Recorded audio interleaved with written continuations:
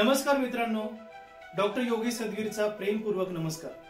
मित्रांनो, आज एक वेगळा टॉपिक मी तुमच्याबरोबर डिस्कस करणार आहे.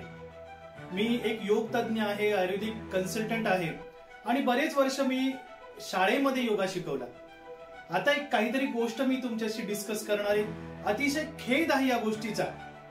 ज्या मुलांना मी पहिलीपासून तर 10वी पर्यंत योगा शिकवला, ते काल तो जो विद्यार्थी आहे तो टपरीवर सिगरेट पित होता. तुम्ही मला सांगा, ज्यांना मी योगाचे धडे दिले असा युवक जो सिगरेट पितोय, हेच काय माझे जे विद्यार्थी आहेत, जे युवक आहेत, ते कुठेतरी ड्रिंक करतायत, कुठेतरी स्मोकिंग करतायत. चाललं काय? युवकांनो, जागे व्हा युवकांनो. आपला हा देश आहे स्वामी विवेकानंदांचा आहे. आपल्यासाठी युवकांनो, आपल्यासाठी खूप साऱ्या लोकांनी प्राणाचं बलिदान केलेलं आहे. आणि असा हा तरुण युवक जो 20 वर्षाचा असेल, 25 वर्षाचा असेल, तो सिगरेट पितोय रस्त्यावर, आणि ते पण एकदम आनंदाने. आई वडिलांना माहिती असेल, काय करणार ते? काही बोललं तर लगेच आत्महत्या करणार, हे करणार, ते करणार. यासाठी आपल्या आई वडिलांनी आपल्याला जन्माला घातलेलं नाहीये.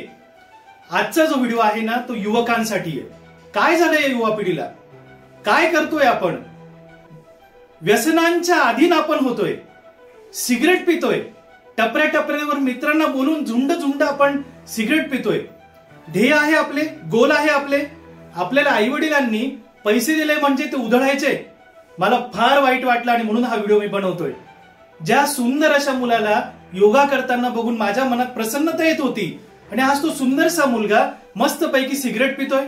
एक डॉक्टर असताना मला माहितीये त्या व्यसनांचे आपल्या शरीरावर किती दुष्परिणाम होतात. त्यासाठी खूप मोठा व्हिडिओ बनेल. पण अशा युवकांनी जर अशा व्यसनांमध्ये गेलं तर काय होणार आहे? आणि मग सिगरेट पिता पिता, दारू पिता पिता आपल्या देशाबद्दल बोलायचं, आपल्या भारताबद्दल बोलायचं. कसले काय आहे? युवकांनो, जागे व्हा. स्वामी विवेकानंदांचं चरित्र वाचा आणि बघा ते काय म्हणतायत. आपले महान पुरुषांचे चरित्र वाचा. व्यसनांनी काहीही होत नाही. आयुष्यात तुमचं गोल सेटल नसेल तर काही नाही.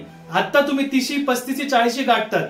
आणि जर आपल्या आई वडिलांना पण मी सांगतो, आपला मुलगा दारुड्या असेल, सिगरेट पित असेल तर अजिबात त्याचं लग्न करू नका.